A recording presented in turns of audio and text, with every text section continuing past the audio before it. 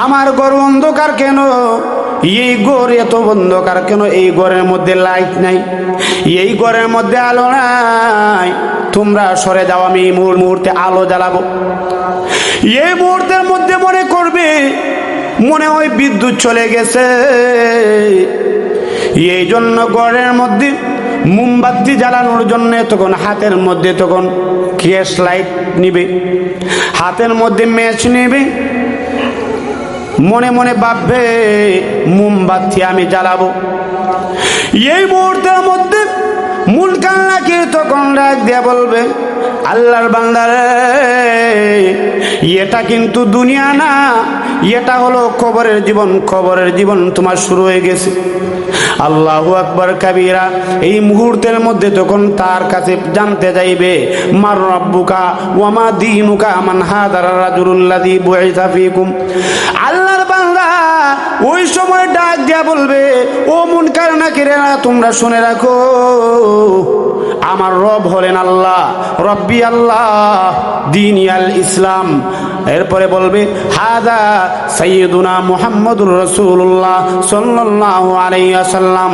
এই তিনটা প্রশ্নের জবাব যখন যুবক দিবে, এই মুসলমান ইমানদার যখন তিনটা প্রশ্নের জবাব দিবে, ও মুসলমানেরা লক্ষ্য করে দেখো, এই মুহূর্তের মধ্যে তখন আল্লাহ রাব্বুল আলামিন ডাক দিয়া বলবেন, সাদাকা আবদি, সাদাকা আবদি। ও ফেরেশতারা, আমার বান্দা সত্য বলেছে, আমার বান্দা সত্য বলেছে। ফেরেশতারা রে, তাকে তোমরা জান্নাতের পোশাক পরায় দাও, তার জন্য এই কবরটা জান্নাতের বিছানা বিছায় দাও। ও ফেরেশতারা, তার জন্য জান্নাতের দরজা খুলে দাও। বলেন না সুবহানাল্লাহ? মাশাআল্লাহ, ভাইরাল বক্তা আসছেন। ভাইরা আমার, তাহলে বোঝা গেল আল্লাহ রাব্বুল আলামিন কোরআনের মধ্যে বলেছেন, ওয়া ইয়াউমা ইয়া'আদু যালিমু আলা ইয়াদাইহি। লক্ষ্য করে দেখুন ও আমার ভাইয়েরা, ও যুবক বন্ধু, ও মুসলমান ভাইয়েরা, দুনিয়ার মধ্যে এই যে আমরা দাওয়াত দিতেছি, এই দাওয়াতটা আপনি গ্রহণ করেন।